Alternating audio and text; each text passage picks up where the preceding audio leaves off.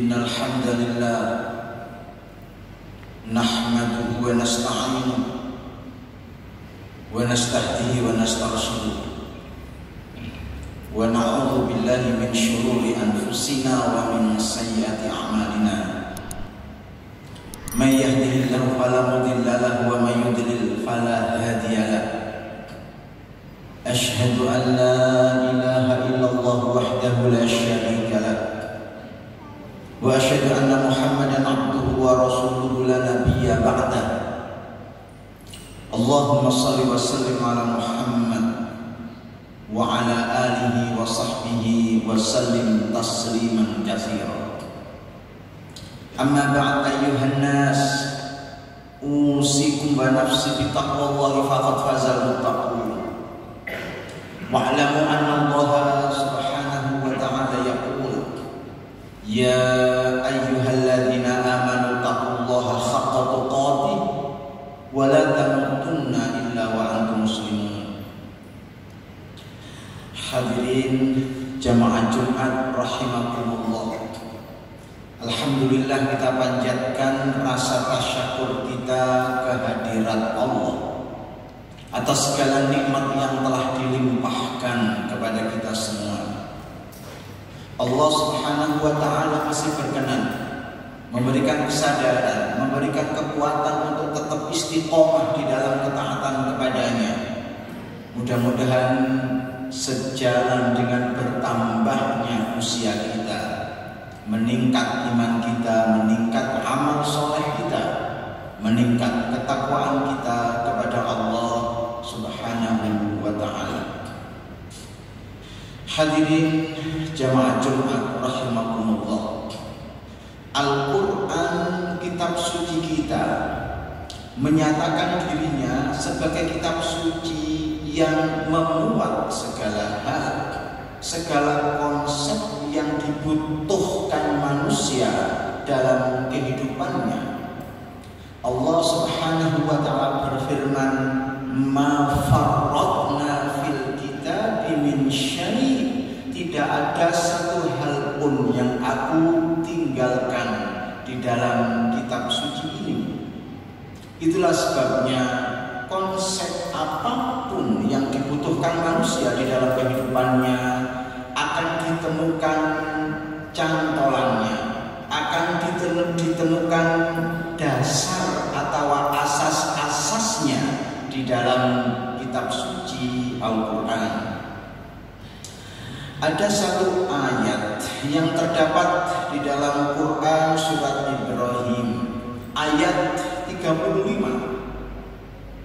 Ayat yang relatif pendek ini dijadikan oleh para ulama sebagai dasar dari konsep pendidikan di dalam Islam, yakni di dalam ayat tersebut terdapat doa Nabiullah Ibrahim alaihissalam, wa idh qala Ibrahim rabbi ij'al hadzal balada amina wajnubni wa baniya an na'budal asnam. Ingatlah ketika Ibrahim berdoa kepada Tuhannya, yang isi doanya adalah rabbi ij'al hadzal balada amina, Tuhai Tuhanku, jadikanlah negeri ini negeri yang aman. Wajnubni wa baniya, jauhkanlah aku serta anak keturunanku an na'budal asnam, sekiranya kami menyembah kepada berhala-berhala. Hadirin, para ahli mendefinisikan pendidikan sebagai proses transformasi, proses pewarisan nilai-nilai luhur dari satu generasi kepada generasi yang berikutnya, agar mereka memiliki kesiapan ilmu, memiliki kesiapan mental di dalam menapaki kehidupannya. Dan proses transformasi ilmu ini harus didukung oleh banyak hal, di antaranya adalah didukung oleh yang para ahli pendidikan menyebutnya sebagai lingkungan pendidikan. Bicara lingkungan pendidikan, dikenal istilah tripusat pendidikan, area, wilayah yang langsung atau tidak langsung, diakui atau tidak diakui, di tempat tersebut terjadi transformasi pengetahuan atau pewarisan nilai-nilai luhur tadi. Dalam dunia pendidikan sering disebut KBM atau kegiatan belajar mengajar. Pertama adalah lingkungan keluarga, yang kedua adalah lingkungan sekolah, dan yang ketiga adalah lingkungan masyarakat atau lingkungan sosial. Hadirin jamaah Jumat rahimakumullah, kembali kepada doa yang dipanjatkan oleh Nabiullah Ibrahim kepada Allah Subhanahu wa Ta'ala. Penggal awal ayat itu dengan penggal akhir memiliki hubungan yang erat, memiliki hubungan yang tak terpisahkan antara amannya satu negeri, amannya satu area, amannya satu wilayah, dengan lahirnya generasi berkualitas, generasi ahli tauhid yang indikatornya adalah terjauhkan dari penyembahan kepada berhala. Tentu yang dimaksudkan lingkungan di sini adalah tadi yang kami katakan sebagai tempat-tempat, area-area yang di situ berlangsung kegiatan belajar dan mengajar harus aman. Yang dimaksudkan aman di sini bukanlah aman dari kejahatan, bukan. Kalau itu memang tentu saja. Tapi yang dimaksudkan di sini adalah aman dari segala hal yang bisa mengganggu, bahkan menggagalkan tujuan pendidikan. Aman di sini adalah aman dari segala hal yang bisa mengganggu, bahkan menggagalkan tujuan pendidikan. Dalam konteks kekinian kita, aman dari pornografi, aman dari porno aksi, aman dari miras, aman dari narkoba, aman dari kalimat-kalimat yang kotor, aman dari pergaulan yang tidak mengindahkan norma-norma agama. Itu adalah tanggung jawab kita semua. Jika lingkungan keluarga kita, lingkungan sekolah kita, lingkungan sosial kita dikondisikan aman seperti itu, insya Allah akan lahir generasi berkualitas.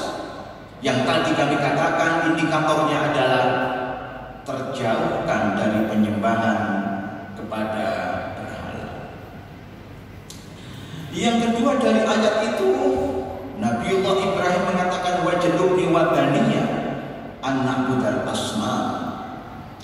Hadirin, dalam Quran hampir semua doa Ibrahim alaihissalam itu selalu menyebut keturunannya. Ada dzurriyyah, ada baniyah. Dzurriyyah yang maknanya juga keturunan. Ada bani, anak-anak. Itu untuk menunjukkan bahwa orang tua memiliki tanggung jawab yang besar untuk melahirkan satu generasi yang tentu saja lebih baik dari ini. Karena persoalan, problem yang dihadapi generasi kita tidak sama dengan generasi yang akan menggantikan kita. Justru generasi yang akan menggantikan kita itu akan menghadapi problem kehidupan yang lebih rumit, problem kehidupan yang lebih kompleks, problem kehidupan yang lebih komplikated dibanding problem kehidupan yang kita hadapi. Sehingga ilmu yang kita bekalkan kepada mereka harus memadai, lebih baik dari ilmu yang kita ketahui, dari ilmu yang kita miliki. juga mengandung satu makna bahwa kebahagiaan, kesuksesan, keberhasilan jangan berhenti pada diri kita, tapi lanjutkanlah kebahagiaan, kesuksesan, keberhasilan itu pada generasi-generasi akan datang yang akan menggantikan kita. Berpikir tentang generasi yang akan datang. Lingkungan hidup yang kita nikmati, udara yang kita hirup, air yang kita minum harus tetap dipertahankan higienitasnya.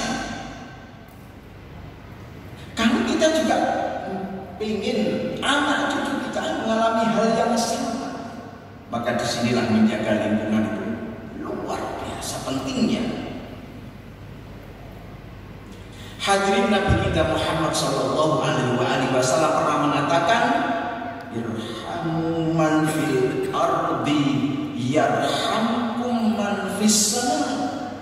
Sayangilah yang ada di bumi, niscaya akan menyayangi kalian yang ada di langit. Sayangilah lingkungan Anda, sesama manusia, alam sekitar, hewan, tumbuhan, sumber daya alam semuanya, daratan dan lautannya, tanah dan airnya. Dalam ilmu pengetahuan dikatakan, kalau kita tanam sebatang pohon, dia akan mengeluarkan zat yang namanya oksigen. Oksigen inilah yang terbang ke udara, kemudian melawan zat beracun yang namanya karbon dioksida yang keluar dari knalpot kendaraan bermotor, yang keluar dari cerobong pabrik, yang keluar dari industri-industri besar. Itu harus diimbangi dengan oksigen yang keluar dari tumbuhan yang kita rawat dengan baik. Dalam agama kita diajari bahwa kehidupan itu ada dua alam. Ada alam jasmani, ada alam rohani. Kalau kita tanam sebatang pohon, hatta walaupun satu batang pohon, kita telah tercatat sebagai orang yang berkontribusi di dalam menjaga keseimbangan alam. Kenapa alam kita jaga keseimbangannya? Karena Allah saat menciptakannya dalam keadaan seimbang, serasi, selaras, equilibrium.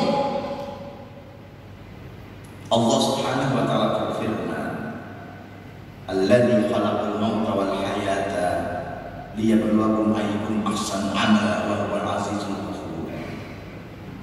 Alladzi khalaqa sab'a samawati tibaqa ma tara fi khalqir rahmani min tafawut. Kau tidak temukan dalam ciptaan Allah yang Maha Rahman dari centang perenang. Kalau tidak percaya, farji'il basara hal tara min futur. Coba kau teliti, kau lakukan riset, apakah ada yang kurang dari ciptaan Allah. Farji'il basara hal tara min futur. Tumal farji'il basara qarrataini yang qalib ilaikal basaru khasi'an wa huwa hasir. Kau ulangi lagi penelitianmu, kau ulangi lagi risetmu, pasti kamu akan geleng-geleng kepala. Tidak ada yang kurang dalam karya alam yang diciptakan dalam keadaan seimbang, serasi, selaras atau equilibrium tadi. Itulah yang harus kita jaga. Soal kemudian apakah kita berhasil atau tidak, itu soal lain. Karena itu soal posisi kita ketika harus berhadapan di antara dua hal yang berlawanan. Apakah kita dalam kelompok pro kebenaran, ataukah sebaliknya kita dalam kelompok pro kebatilan? Itu soal posisi, bukan soal berhasil atau tidak berhasil. Nah, dalam alam rohani juga begitu. Ada keseimbangan. Kalau kita melakukan amal soleh, kita melakukan taqarrub ila Allah Ta'ala,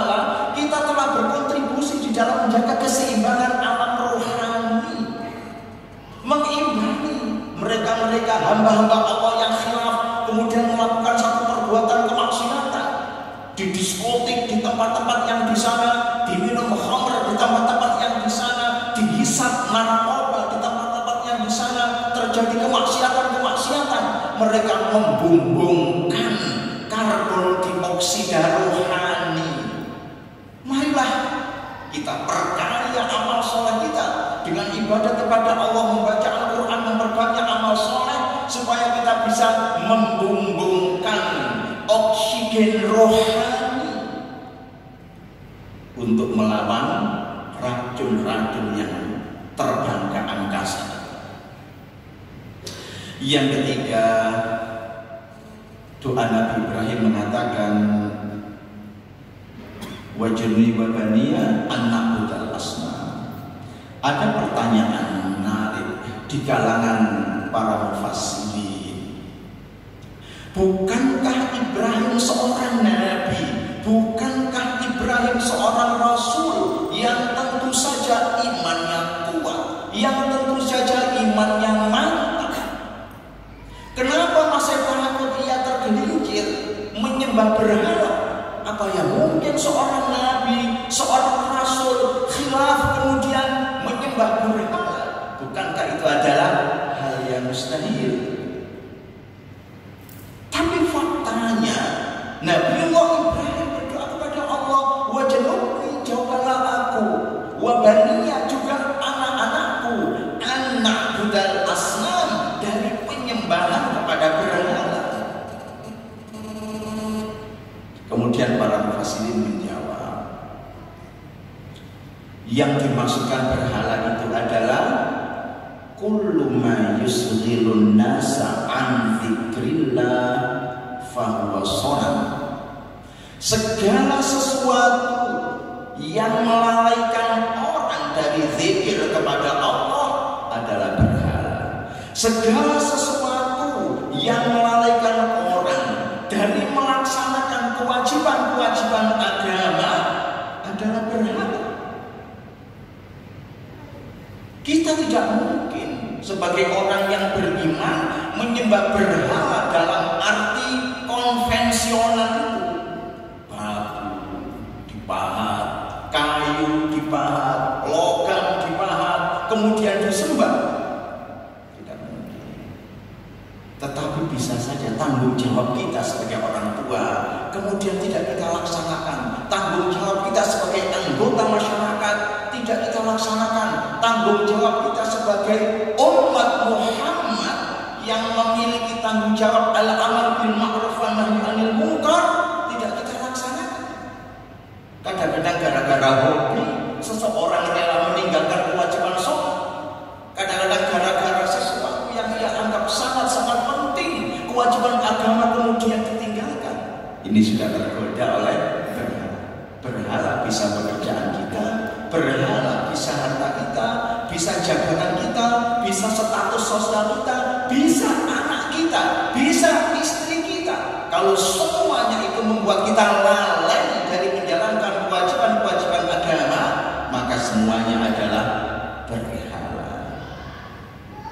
Inilah tiga hal yang diminta oleh Nabiullah Ibrahim kepada Allah agar kita berhasil melahirkan generasi yang berkualitas, generasi yang lebih baik dari kita, generasi yang ahli tauhid, di mana indikatornya terjauhkan dari berhala, dari penyembahan kepada berhala.